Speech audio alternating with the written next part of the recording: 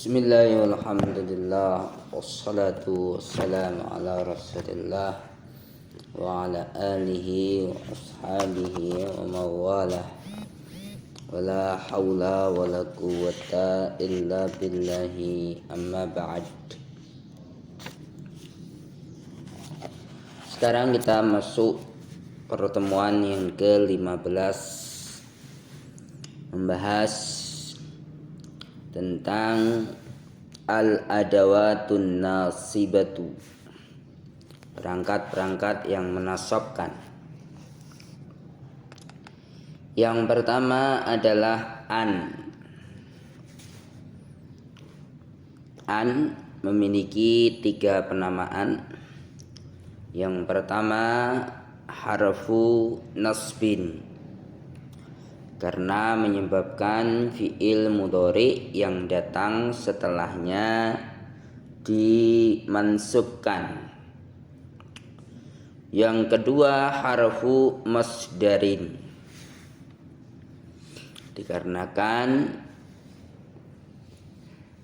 an dengan fi'il mudhari yang setelahnya bisa digantikan masdar yang mencocoki fi'ilnya. Kemudian an disebut pula harfu istiqbalin, karena mengkhususkan fi'il mudhari yang asalnya bisa bermakna sedang atau akan, menjadi khusus bermakna akan. Adapun an sendiri, barakallahu fiik, jarang diterjemah atau bisa diterjemah untuk atau agar. Namun untuk penerjemahannya jarang kita dengar secara khusus. Hanya sering diterjemah dengan untuk atau agar. Diberikan contoh di situ, ana uridu an adhaba, aku ingin untuk pergi. Nahnu nuridu an narji'a, kami ingin untuk kembali. Maka perhatikan lafaz adhaba di fathah. Kalau ditanya kenapa, jawabannya karena ada an. Sebagaimana pula narji'a, kenapa di fathah? Kalau ditanya demikian, maka jawabannya karena ada an. Yang kedua, barakallahu fikum, adalah lan. Lan memiliki 3 penamaan pula. Yang pertama harfu nafyin, karena artinya tidak. Yang kedua harfu nasbin, karena memansubkan fi'il mudhari yang datang setelahnya. Yang ketiga harfu istiqbalin, karena mengkhususkan fi'il mudhari yang asalnya adalah sekarang atau akan, menjadi khusus akan saja. Sehingga kalau diartikan lan adalah tidak akan. Lan yanjahal kaslanu, orang yang malas itu tidak akan lulus. Lan nu'mina laka, kami tidak akan percaya kepadamu. Perhatikan lafaz yanjaha di fathah, maka sebabnya adalah lan. Demikian pula nu'mina di fathah, sebabnya lan. Yang ketiga idzan, ini juga memiliki 3 penamaan. Yang pertama harfu nasbin, karena memansubkan kata mudhari yang setelahnya. Yang kedua harfu jawabin, sebagai sebentuk jawaban. Yang berikutnya adalah harfu istiqbalin, Ini juga mengkhususkan fi'il mudhari bermakna akan. Namun lafadz idzan ini harus didahului kata yang lain atau kalimat yang lain. Karena sebagai jawaban maka harus ada muqaddimah kalimatnya. Kalau diterjemah, idzan adalah kalau demikian. Idzan tanjaha, kalau demikian engkau lulus. Barakallahu fiik. Idzan tas'ada, kalau demikian engkau bahagia. Idzan taslam, kalau demikian engkau selamat. Maka tidak akan lulus, tidak akan bahagia, tidak akan selamat jika tidak diberi muqaddimah yang merupakan sebab darinya.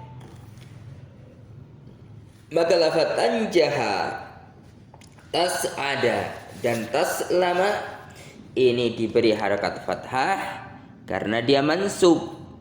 Apa sebabnya? Adanya idzan sebelumnya. Pembahasan yang berikutnya yang keempat adalah kai. Kai mirip dengan an, artinya adalah agar atau untuk. Naam, penamaannya pun persis dengan an, harfu nasbin karena memansubkan kata yang setelahnya.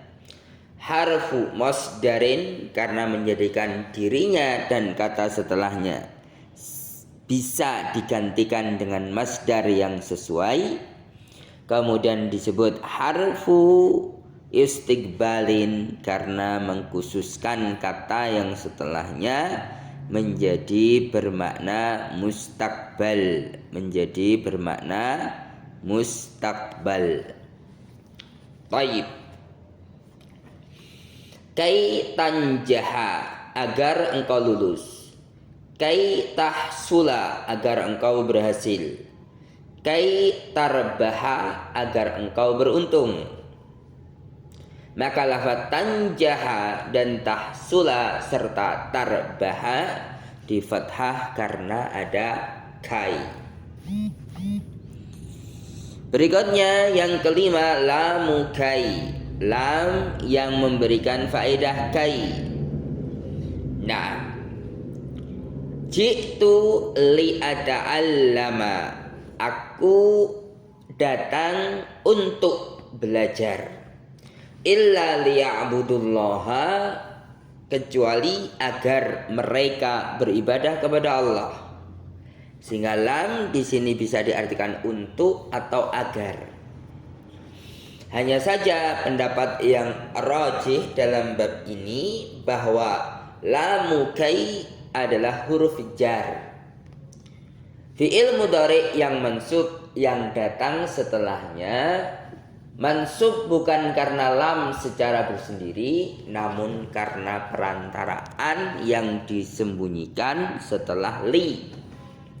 Sehingga lafaz ji'tu li'ata'allama aslinya adalah ji'tu li'an ata'allama. Illa liya'budullaha asalnya adalah illa li'an ya'budullaha.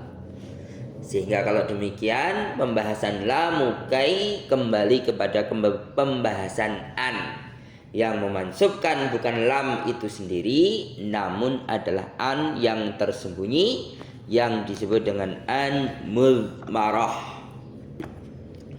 Maka lafaz setelah li'ata'allama berarti ata'allama mansub dengan an mudmarah setelah li. Tandanya fathah di situ. Sebagaimana liya'budu, ya'budu mansub dengan an yang disembunyikan di situ dengan dihilangkan nunnya. Yang keenam, lamul juhud, lam untuk menekankan penafian, untuk menekankan peniadaan. Maka Allahu liyu'adzibahum, lam yakunillahu liyaghfira lahum. Dengan dua contoh ini kita mendapatkan faedah bahwa tidak akan muncul lamul juhud kecuali diawali dengan makana atau tasrifannya, dan juga lam yakun atau tasrifannya. Sehingga kalau ada makana dan lam yakun, kemudian setelahnya ada lam, maka ini disebut lamul juhud. Sebagaimana lamu kai ini tidak bisa memasukkan kata atau fi'il mudhari setelahnya kecuali dengan an yang disembunyikan. Li yu'adzibahum asalnya li'an yu'adzibahum, liyaghfira asalnya li'an yaghfira.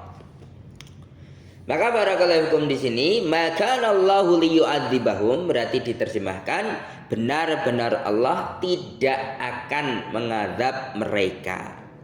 Lam yakunillahi liyaghfira lahum, benar-benar Allah tidak akan barakallahu fikum mengampuni mereka. Yang terakhir barakallahu fikum yang ketujuh adalah hatta. Hatta sama dengan lamu kai dan lamul juhud tidak mampu memasukkan kata atau fi'il mudhari setelahnya kecuali dengan perantara, yakni an mudmarah.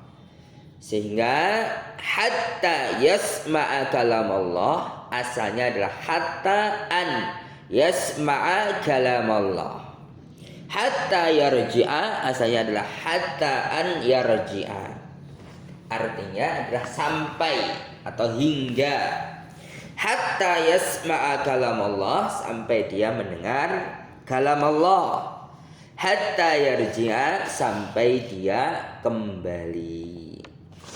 Wallahu a'lamu bishawab. Akan jelas nanti dengan latihan-latihan yang akan kita bahas secara live insyaallah ta'ala. Demikian barakallahu fikum.